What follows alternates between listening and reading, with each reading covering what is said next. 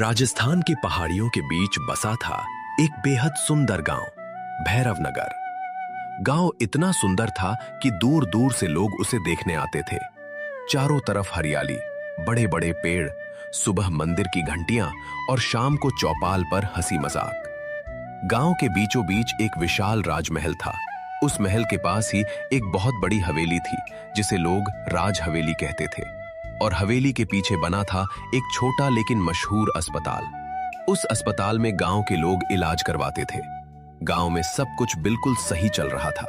बच्चे खेलते, लोग गाने गाते और रात को हवेली में बड़े बड़े जश्न होते। गांव के मुखिया ठाकुर वीरेंद्र सिंह पूरे गांव का बहुत ध्यान रखते थे। उनका बेटा आरव बहुत हंसमुख लड़का था। उसके दोस्त थे करण, मोहित और सीमा। चारों हमेशा साथ रहते। एक शाम हवेली में बहुत बड़ा उत्सव चल रहा था।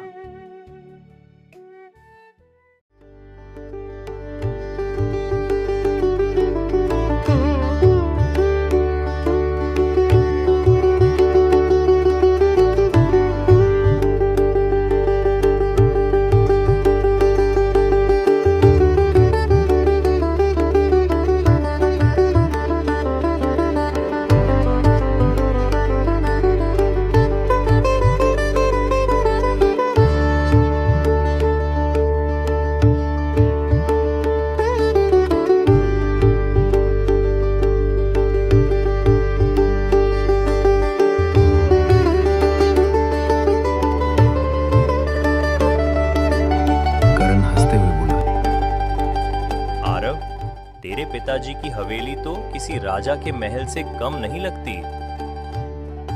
अरे पागल, यही तो हमारे गांव की शान है। और अस्पताल भी कितना अच्छा है, शहर जैसा। बस एक चीज की कमी है। क्या? यहाँ कोई भूत नहीं है। लेकिन उसी समय वहां खड़े बूढ़े चौकीदार दीनू काका का चेहरा गंभीर हो गया। उन्होंने धीमी आवाज में कहा, कुछ दरवाजे बंद ही अच्छे लगते हैं। कौन सा दरवाजा?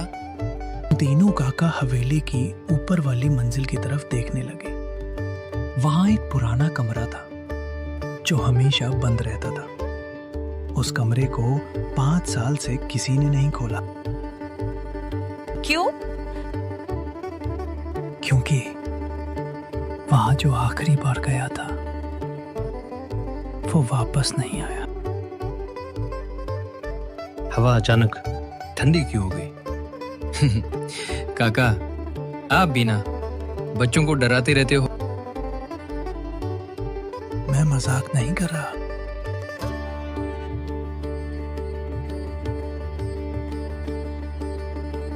उस रात तेज बारिश हो रही थी, बिजलियां चमक रही थी।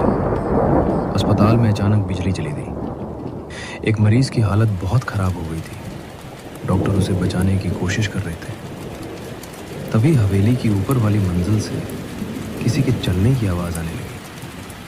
टक टक टक। डॉक्टर रुक गए। एक नर्स डरते हुए बोली, ऊपर तो कोई नहीं रहता। लेकिन आवाज और तेज होने लगी।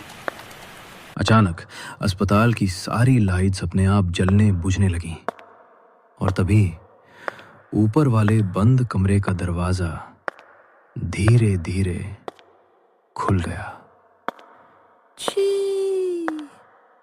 सभी डर गए।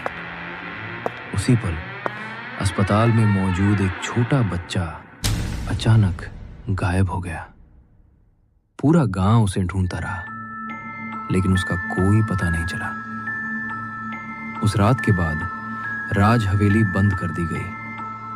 अस्पताल भी हमेशा के लिए बंद हो गया, और धीरे धीरे गांव वालों ने उस जगह पर जाना छोड़ दिया।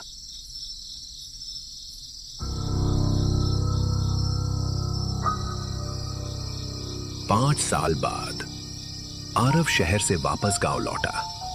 गांव अब पहले जैसा नहीं रहा था। सड़कें सुनसान थीं। लोग जल्दी घर बंद कर लेते थे। हवेली अब टूटी फूटी लगने लगी थी। आरव ने दीनू काका से पूछा, गांव इतना बदल क्यों गया? क्योंकि वो फिर जाग गया है। कौन जाग गया है काका? दीनू काका ने हवेली की तरफ देखा जिसे 5 साल पहले बंद किया गया था। उसी रात आरव को हवेली की ऊपर वाली मंजिल से फिर वही कदमों की आवाज सुनाई दी, टक टक टक। आरव टॉर्च लेकर ऊपर गया। कमरे का दरवाजा आधा खुला हुआ था, अंदर पूरा अंधेरा था। आरव ने धीरे से आवाज लगाई, कौन है? अचानक कमरे के अंदर से एक बच्चे की आवाज आई, मुझे यहाँ अकेला छोड़कर क्यों चले गए? आरव के हाथ कांपने लगे क्योंकि वो आवाज उसी बच्चे की थी जो 5 साल पहले गायब हुआ था। अचानक दरवाजा अपने आप बंद हो गया। कमरे के अंदर दीवारों पर खून जैसे निशान बनने लगे। आरव डरकर पीछे हटने लगा। तभी अंधेरे में 2 लाल आंखें चमकी और धीरे धीरे एक परछाई सामने आने लगी। फटे हुए कपड़े, मुड़ा हुआ शरीर और चेहरा पूरी तरह जला हुआ। वो चीज मुस्कुराई। अस्पताल बंद हुआ था, लेकिन मैं नहीं गया। आरव चीख पड़ा।